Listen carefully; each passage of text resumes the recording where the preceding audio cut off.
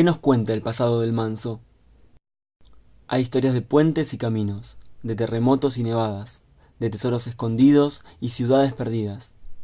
Hay historias de militares y de fugitivos, o historias de misioneros, soldados y guerreros. También hay historias de ancestros, historias contadas por maestros, abuelos y niños. Nosotros empezamos a investigar las historias antiguas del valle en el año 2003. Primero concentramos nuestro trabajo en el sitio arqueológico Piedra Pintada, ubicada en el campo de la familia Lanfré. Luego, en el 2007, empezamos a estudiar el sitio Casa de Piedra, ubicado en el campo de la familia Reyes Anticura. Estos no son los únicos sitios. A lo largo de 9 años, a medida que estudiamos el valle y fuimos conociendo a las personas que hoy lo habitan, con su ayuda, descubrimos más de 20 sitios arqueológicos cercanos a ríos. Escondidos en el paisaje, todos ellos tienen algo para contar sobre las historias de los antiguos habitantes de esta parte de la Patagonia. ¿Pero la vida de un arqueólogo es solo excavar?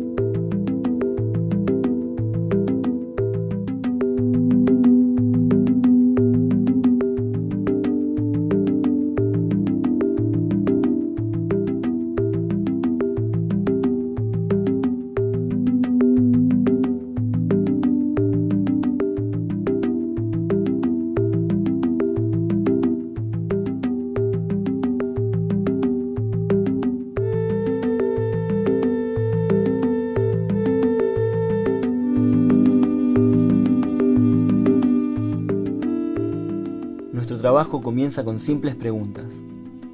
¿Cómo vivían? ¿Qué comían? ¿Cómo obtenían sus alimentos? ¿Qué usaban para cazar, cocinar y comer? ¿Cómo hacían sus herramientas? ¿Dónde obtenían los materiales para fabricarlas? En el laboratorio, organizamos los hallazgos del valle según el sector, la profundidad y el tipo de material, e intentamos responder estas y otras preguntas.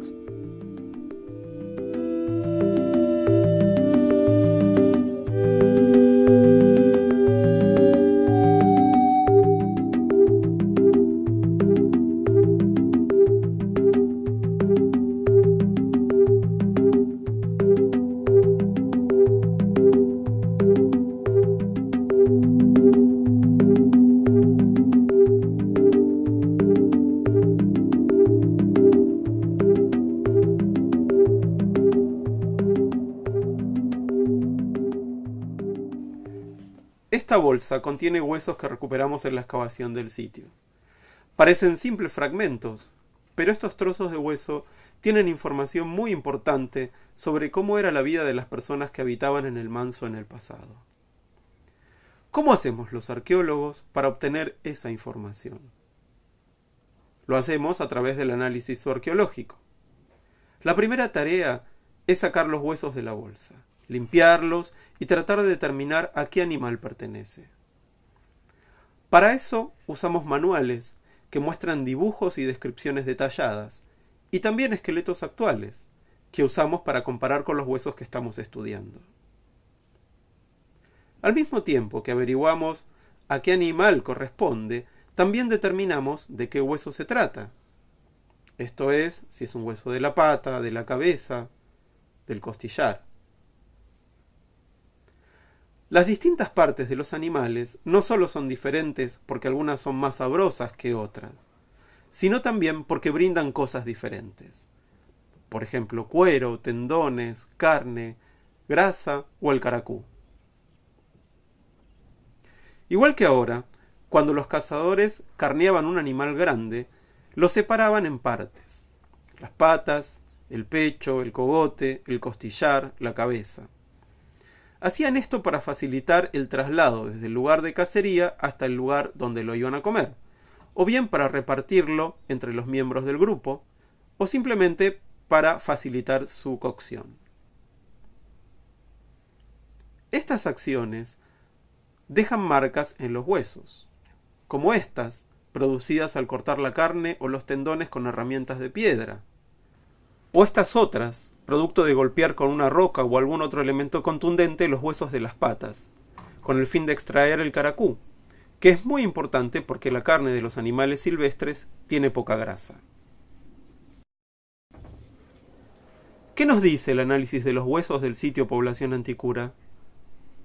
Si nos centramos en los restos que habrían sido acumulados por las personas, vemos que el huemul fue la principal presa de los cazadores-recolectores, aunque en menor medida también se aprovecharon carnívoros como el puma y el zorro, y también caballo.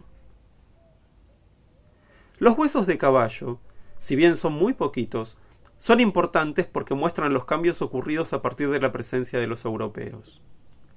Estos trajeron nuevas especies, que fueron incorporados a la vida cotidiana de las sociedades indígenas. Por ejemplo, este hueso de la pata trasera de un caballo tiene entre 300 y 400 años de antigüedad, y está roto a la usanza de los cazadores-recolectores. Estas marcas muestran que fue partido para sacarle el caracú. Estos huesos antiguos son la clave para entender cómo las personas que vivieron en el Manso, cientos y miles de años atrás, se relacionaban con su medio ambiente. Nos muestran que los cazadores tenían un vínculo profundo y detallado con su entorno, que les permitía vivir en el bosque con lo que éste les ofrecía. También nos cuentan sobre los cambios ocurridos en esas sociedades cuando aparecen los europeos. Hoy quisimos mostrarles cómo el análisis arqueológico convierte estos pedacitos de hueso en conocimiento sobre la vida en el pasado. Es un trabajo minucioso, pero que vale la pena hacer porque los resultados nunca dejan de sorprendernos.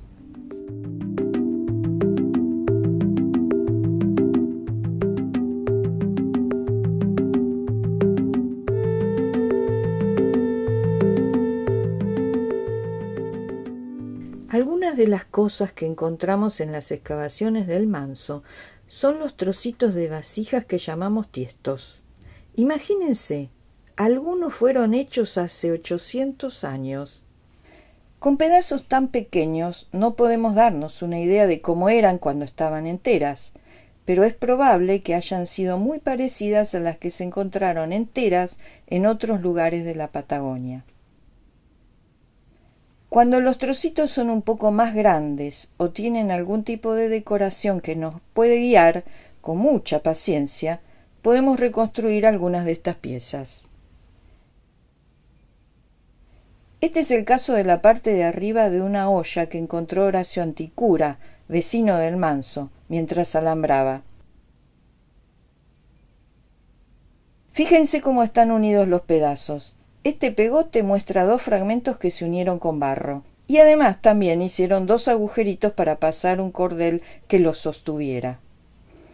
Tomamos medidas para después hacer cálculos y estadísticas. También nos fijamos si tienen algo pegado que puede haber quedado de lo que se cocinó ahí, que pudo haber sido carne de guanaco o de huemul. Es como si nosotros anoche no hubiéramos lavado los platos y les queda comida pegada, y dentro de 500 años los encuentra un arqueólogo del futuro. En esta planilla también anotamos otras características de cada uno de los pedacitos, como por ejemplo el color de las paredes, tanto del lado de adentro como de afuera, si están bien alisadas o más o menos. Por ejemplo, si tienen algún tipo de decoración, que en general en el Valle del Manso es sencilla, como estas bandas más gruesitas, o tienen líneas rayadas que a veces recuerdan algunos dibujos de las paredes con pinturas de los sitios del valle, como este de lo de don Oscar Lanfré. Usamos todo tipo de lupas porque necesitamos ver bien las características, por ejemplo, de la tierra con que se la fabricó, que no es cualquier tierra, sino que es una mezcla de arcilla con agua, arena, otras rocas, y que se va amasando hasta darle la forma que ellos querían, igual como hacen estos chicos ahora.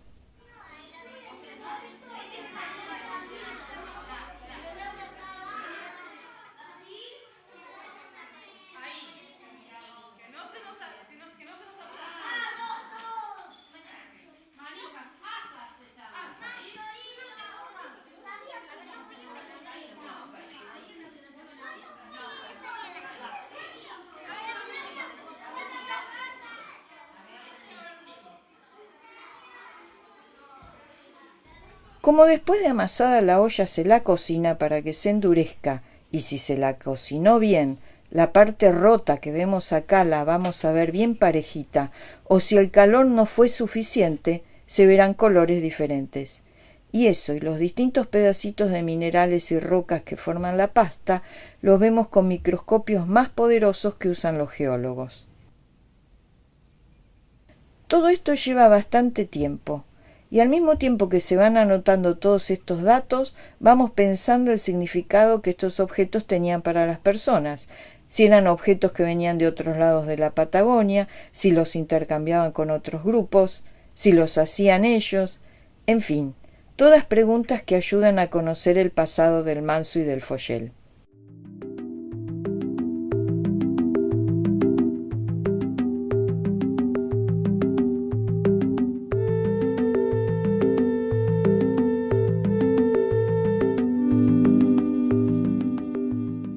En los sitios arqueológicos del Valle del Río Manso encontramos muchísimas herramientas de piedra que eran utilizadas por los antiguos pobladores para hacer distintas tareas.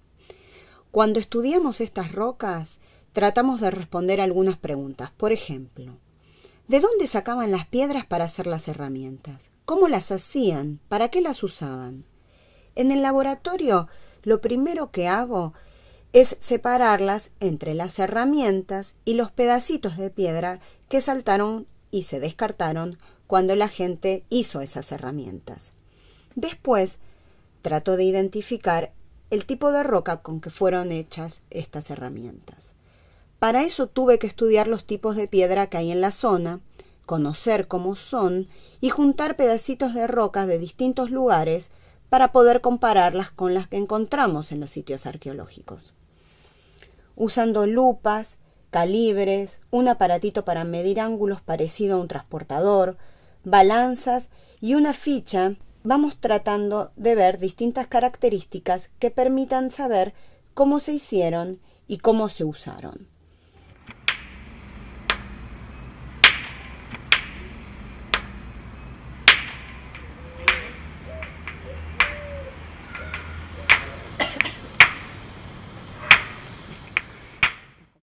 Una de las cosas que más nos llama la atención cuando estudiamos estas herramientas es que en general las personas que las usaron las descartaron cuando ya no servían más, cuando después de hacer los filos muchas veces ya eran tan chiquitas que casi no se las podía agarrar. Eso nos dice que como en este lugar del Río Manso las rocas buenas para hacer herramientas eran pocas, la gente las conservaba durante mucho tiempo y las cuidaba. Otra cosa que pudimos saber es que en algunos de los lugares que hoy conocemos como sitios arqueológicos se llevaron a cabo muchas tareas. Por ejemplo, las puntas de flecha rotas que encontramos nos dicen que allí llegaban los cazadores con los animales cazados y las flechas rotas, y las cambiaban por nuevas. También sabemos que trabajaban el cuero de esos animales, tal vez para hacerse ropa o zapatos. De lo que estamos seguros es de que los antiguos habitantes del río Manso usaron los elementos que tenían disponibles y también otros que traían de lejos, y que desde hace varios miles de años estas personas conocían muy bien esta zona del bosque y la cordillera.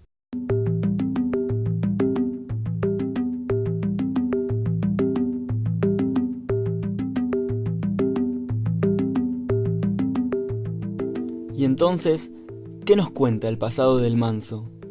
A los arqueólogos nos cuenta que aunque muchas de sus historias ocurrieron hace cientos o miles de años, ellas están más cerca de nosotros de lo que creemos.